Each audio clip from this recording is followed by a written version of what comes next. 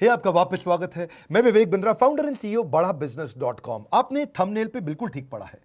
बेरोजगारी में देश को क्या सुझाव की आवश्यकता है, कोरोना के बाद क्या क्राइसिस है। दो रिपोर्ट से शुरू करूंगा, एक सीएमआई की रिपोर्ट और दूसरी सीआईआई की रिपोर्ट।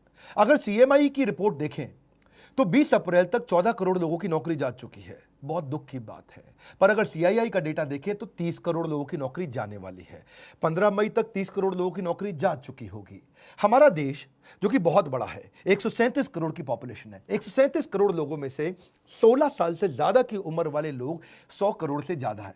और उस 100 करोड़ में अगर 30 करोड़ लोगों की नौकरी गई और 30% देश अगर बेरोजगार हो गया तो देश की क्या हालत होगी आप समझ सकते हैं। जिस बेचारे की अच्छी नौकरी गई है, बड़ी नौकरी गई है, उसको पहले तो इनकम लॉस हो गया। इनकम लॉस का मतलब क्या है? इनकम वो नहीं होती जो आ रही है, इनकम उसकी सेविंग भी होती है और साथ में उसकी डैमेज टू क्रेडिट रेटिंग, यानी कि अब बेचारे को लोन भी नहीं मिलेगा कहीं से क्योंकि क्रेडिट रेटिंग खत्म हो जाती है। अगर उसका बेचारे के पास कोई बेनिफिट था, ध्यान से समझिए, उसको कोई रिटायरमेंट का बेनिफिट था, ईएसआई का बेनिफिट था, पीएफ का बेनिफिट था, वो खत्म हो गया। एक गरीब आदमी अस्पताल में जाके ईएसआई पीएफ के कारण फ्री में इलाज करा सकता था, वो भी नहीं कर सकता। इंश्योरेंस का बेनिफिट खत्म हो गया। और अगर कोई बड़ी कंपनी में काम करता था तो बेचारे को जिम का, ट्यूशन रिम्बर्समेंट का, दूसरे रिम्बर्समेंट का बेनिफिट तो गया ही गया। सबसे बड़ी बात क्या है? उसको लॉस ऑफ करियर होगा। जो व्हाइट कॉलर जॉब होती है, पढ़े लिखे लोगों की जॉब होती है, अगर उनके रेज्यूमे के अंदर जो सीवी होता है उसमें अगर गैप आ जाए तो बेचारे को अगली जॉब में कन्विंस करने में बहुत दिक्कत आती है। हम भी महसूस करते हैं। कोई 2 साल घर पे खाली बैठा है और रेज्यूमे में दिखाता है मैं 2 साल से खाली बैठा हूं, तो लोग एक्सप्लॉइट करते हैं उसको। अगली जॉब बेचारे को कम तनख्वाह पे ज्वाइन करनी पड़ती है उसको, या फिर इंडस्ट्री पूरी तरह चेंज करनी पड़ जाती है। भाई पैसा चाहिए, कहीं भी नौकरी दे दो मुझको। अब उसके जो गैप है रेज्यूमे के कारण पूरा करियर मोमेंटम बर्बाद कर देता है। सबसे बड़ी बात क्या है? उसका फिजिकल और इमोशनल हेल्थ खत्म हो जाता है। आपको समझना पड़ेगा, वो होपलेसनेस, वो जो डिप्रेशन, वो जो वरी, एंग्जाइटी और फैमिली रिलेशनशिप का जो असर है बहुत बड़ा है।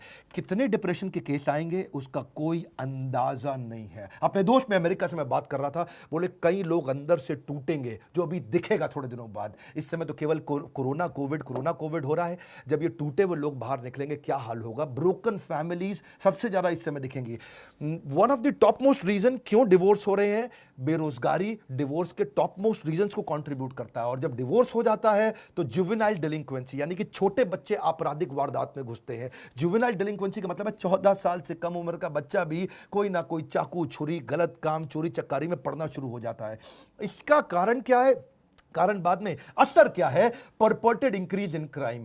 अब अगर इतनी भारी मात्रा में लोग जब बेरोजगार होंगे, बेरोजगार को इज्जत से नहीं देखा जाता है। उसकी आस पड़ोस के लोग उसके बारे में क्या क्या बोलते हैं, अनएक्सेप्टेबल हो जाता है। वो ऐसा जैसे छुआछूत जैसा हो गया बेचारे के साथ। सोशली लोग उसको पसंद नहीं करते और सिग्निफिकेंटली ज्यादा राइज देगा ये क्रिमिनल्स बढ़ने में। क्योंकि जब इस तरह से बेरोजगारी होगी तो पैसा चाहिए, खाना चाहिए, पहले रोटी, फिर कपड़ा, फिर मकान, किधर से लेकर के आएगा वो? इस सारी समस्या के चलते जानते हैं क्या है उसका असर क्या आता है? वो सरप्राइज हो जाता है, बहुत हेल्पलेस होता है, एक शॉक में आ जाता है और अनवेल जैसे सिम्टम आने लग जाते हैं। बिना बात के उसको लगता है कि मैं बीमार हो गया हूं। इतना टायर्ड और एग्जॉस्टेड फील करता है ऐसा आदमी।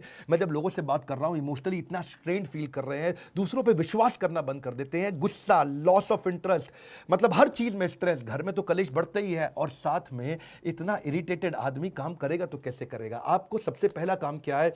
अपना फिजिकल हेल्थ का टेक केयर करना भी इमोशनल हेल्थ का टेक केयर करना जैसा होता है। अगर आप फिजिकल टेक केयर करेंगे उससे भी काफी इमोशनल टेक केयर होगा। इस समय तो एक्सरसाइज सबसे पहले शुरू कर दीजिए, कुछ ना कुछ फिजिकल एक्टिविटी शुरू करिए, खाली मत बैठिए, ये बहुत इंपॉर्टेंट है। अपनी ईटिंग हैबिट्स को कंट्रोल करिए। अब पहले अपन चलते हैं कि जिस बेचारे की नौकरी अभी है उसको क्या करना है। नंबर 1 क्या है?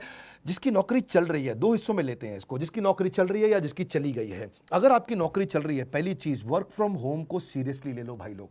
इस समय वर्क फ्रॉम होम का मतलब क्या है? मजा एट होम नहीं है। ये वो टाइम है जब आप अपने आप को स्ट्रैटेजी में इन्वॉल्व करो, सीनियर लीडरशिप के साथ कुछ ना कुछ मैसेज करने शुरू करो, टॉप लीडरशिप के साथ नेटवर्क करो, कुछ ना कुछ मैसेज करके उनको पूछो सर और कैसे कंपनी को आगे बढ़ाएं और कैसे करें। काम का जिक्र, काम की फिक्र दोनों करके दिखाओ। नहीं है तो भी करो। इस समय तो काम का जिक्र, काम की फिक्र दोनों करो। चुपचाप बैठ करके मैसेज का रिस्पॉन्ड डिले करना कंपनी के लीडर्स में शक पैदा करेगा आपके खिलाफ।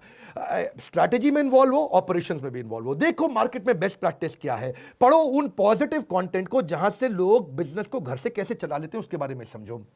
अगर ऑफिस चालू हो गया है, अपनी स्किलिंग बिल्ड करो, ऑनलाइन कोर्सेज फटाफट से करो, अभी जॉब है निकल ना जाए हाथ से। नेटवर्क नेटवर्क नेटवर्क, हर नए नए रिश्ते बनाओ अपने जगह जगह पे, किसी तरीके से इस जॉब को कामयाब बनाने की कोशिश करो। मेहनत करने का समय, हर समय टाइम पे जरूर जाना, इस समय टाइम पे ना आना बहुत खतरनाक हो सकता है। मेरी बात समझिए, हॉरिजॉन्टल कोलेशन भी आपको मदद करेगा। क्या होता है हॉरिजॉन्टल कोलेशन? लोग क्या करते हैं गलती, ऊपर और नीचे यानी कि सीनियर और जूनियर से तो रिश्ता रखते हैं, सीनियर को रिपोर्ट करना, ये मेरा माई बाप है, और जूनियर से काम कराना, इसकी तो मैं ऐसी तैसी करूंगा। यहां दो जगह तो वो रिश्ता रखते हैं, लेकिन आजू बाजू वाले पे ध्यान नहीं रखते हैं।